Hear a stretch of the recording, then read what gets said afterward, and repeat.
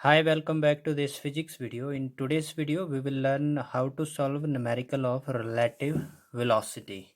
So let us start over here. Very first question. So we are having over here the four direction given north, south, east and west. There are the two train. So one train it is moving toward east. So this is said to be T1 and this is moving with the speed 40 kilometer per hour while the other on the same track but it is going opposite of this one which is train number 2 and it is moving with 60 kilometer per hour toward west. Okay, so there is the question that you have to calculate velocity of train T1 with respect to T2. Okay, so velocity of T1 with respect to T2, so therefore it is velocity of T1 with respect to T2. Okay, so this is a relative velocity and which is equal to that velocity of T1 minus velocity of T2, and that will be equal to what you have to do one thing over here, that the velocity which is toward right side we will take this is as positive. This is positive velocity, while that velocity which is going toward left it is negative. Okay, so thus it is over here minus of 60. What we did over here, we said that the velocity is taken to be positive which is toward right side, and which is going to the left it is taken as negative. Okay, so thus T2 is a negative velocity. So therefore here that velocity of T1 minus velocity of T2, so thus T1 velocity it is 40 kilometer per hour, while this T2 velocity it is minus of 60. So minus of 60 is there, and which is equal to 100 kilometer per hour.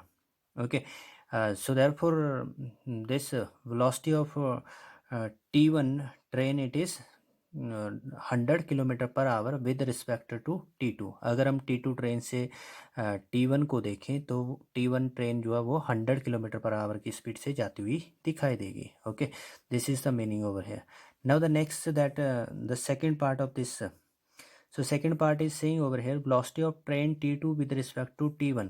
So velocity of T2 with respect to T1 relative velocity की बात हो रही है. ठीक है कि जो T2 की velocity है वो T1 के रिस्पेक्ट में कितनी है. ठीक है, so thus we will get over here it is the velocity of T2 minus velocity of T1.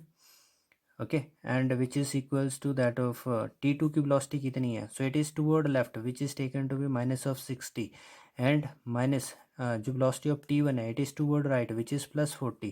So it is plus will be over there, so plus into minus, minus will come, and thus we got over here this is going to be minus of 100 kilometer per hour. This is the velocity of T2 with respect to T1. Now over here this T2 train is appearing to go with a speed of 100 kilometer per hour toward west. तो negative is indicating over there कि ये waste की तरफ दिख रही है जाती हुई.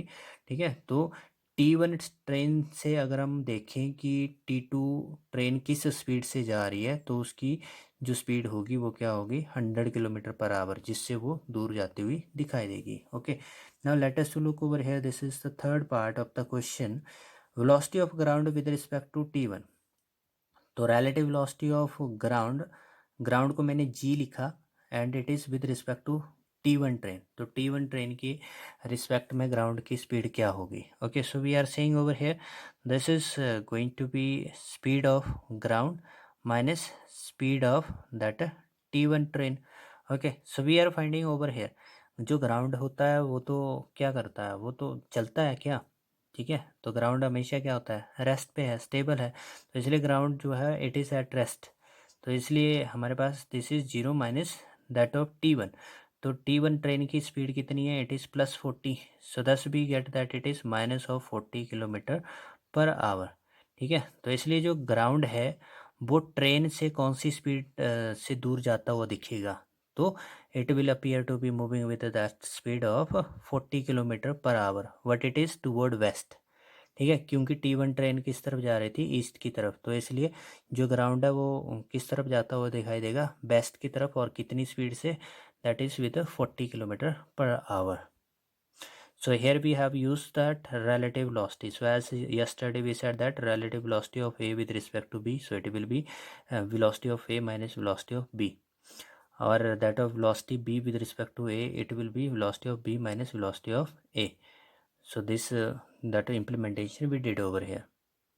Okay, let us to take over here. This is the question number 2, and in this question we are given a jet plane.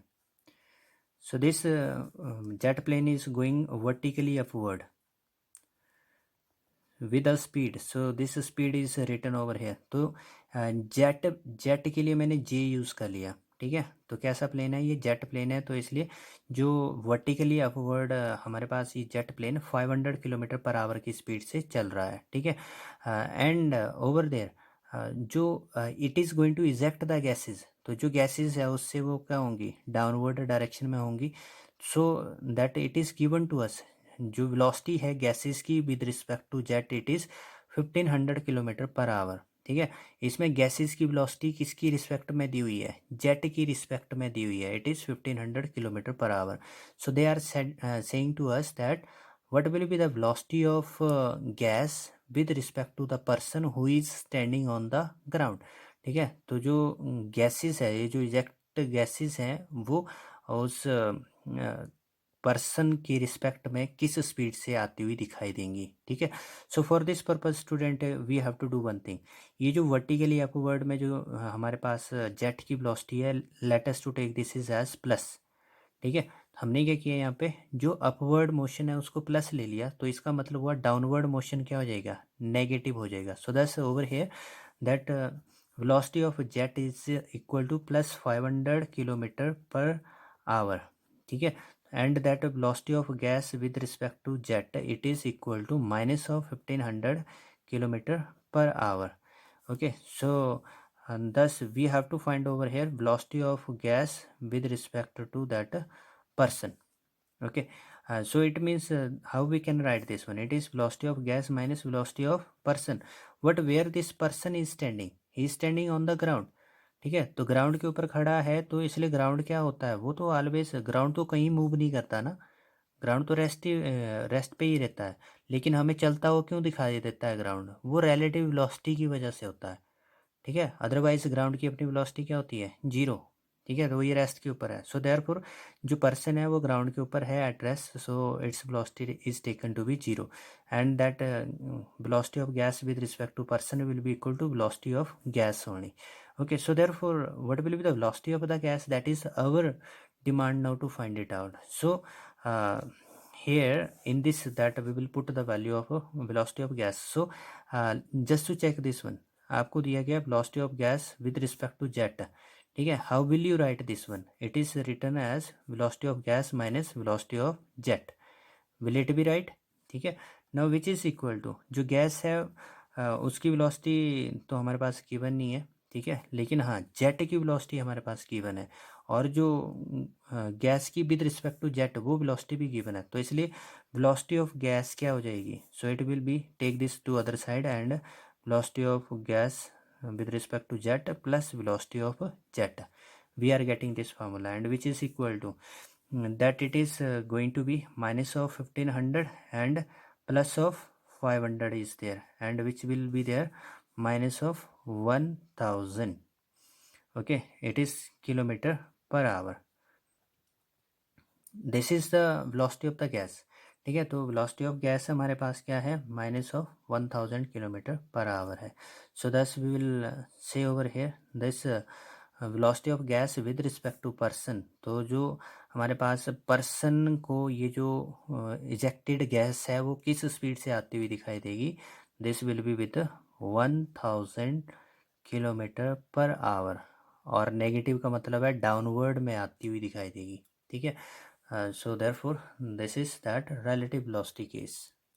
Let us to take this is the question number 3rd. So here the direction mentioned north, south, east, west, and there are the two trains which are going on the parallel tracks in the same direction.